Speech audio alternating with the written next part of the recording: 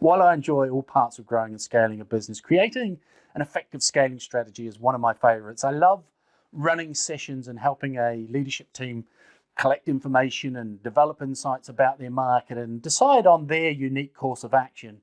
However, many teams get strategy wrong. In this video, I'll set out the most common mistakes I see and how to avoid them.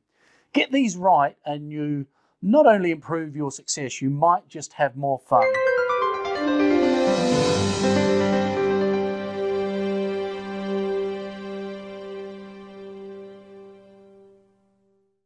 Strategy is not easy, but it doesn't need to be hard. The trick is to make it a regular process and routine inside your leadership discussions. Welcome to Summit Scale, where entrepreneurial leaders come to learn how to grow their businesses into mid-sized companies. Let's have a look at the 6 common mistakes and how to avoid them. Number 1, don't compete to win, compete to be unique. Many people frame business strategy as one company pitted against another in a battle of force and will to decide who will dominate a market. And while that might make for a good movie, it's not a good approach to business. The reality is that most markets are multifaceted. There are plenty of customers for everyone to have a reasonable slice of the pie. The trick is to create an approach and niche that will be reasonably profitable and that will allow you to efficiently sell to your target customers. Instead of seeing strategy as a race to win, see it as a race to be different. An effective strategy is one which clearly defines your niche in the market based on your unique strengths and weaknesses as a company. Number 2, it's not about motivation, it's about making choices. A common mistake people will make is to see strategy as rallying the team, to put in extra effort and long hours. They string together inspirational quotes to excite people about the future and the wonderful things that will come with success. Instead, a good, effective strategy should make things easier. A good strategy clarifies who will be targeted with what product or service. And this clarity helps you make decisions and allows a company to simplify their processes to do just a few things really well. Number 3, know what you're not doing. Strategy is fundamentally about choice. It's about reducing the area of focus to a carefully chosen few. And unfortunately, many companies define their strategy in such a way that still leaves them trying to sell everything to everyone, everywhere. A unique, useful technique here is to list all the prospects you're not targeting, products you're not offering, locations you're not servicing.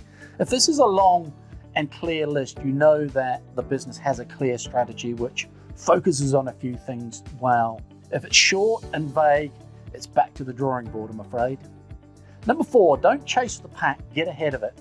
Often a business develops a strategy in reaction to a specific market event, competitor move or industry situation. While companies need to respond to events in changing markets, that is not the core of business strategy. Your strategy should guide you on how to respond, but it's not the response itself. A strategy defines a set of choices and a series of policies on how you are going to make decisions and what you are going to prioritize. By design, strategies are long-term moves based on a logical analysis of the trends in the market and where future opportunities are likely to exist. Number 5, strategy is worthless if it's not communicated. Oftentimes, companies spend weeks developing a sophisticated and smart strategy and then they put it in a binder and leave it on the shelf. At best, a few people on the leadership team can recall the content a few months later, but the vast majority of the company is forgotten or is oblivious to the work. Strategy needs to be simple to understand and easy to communicate. The fact is that everyone in the company needs to know the strategy as they are the ones implementing it.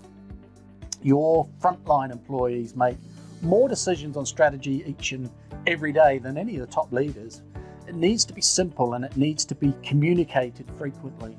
Number 6, strategy is a regular process, not a document. Too many teams create a great strategy and then frame the final document on the wall.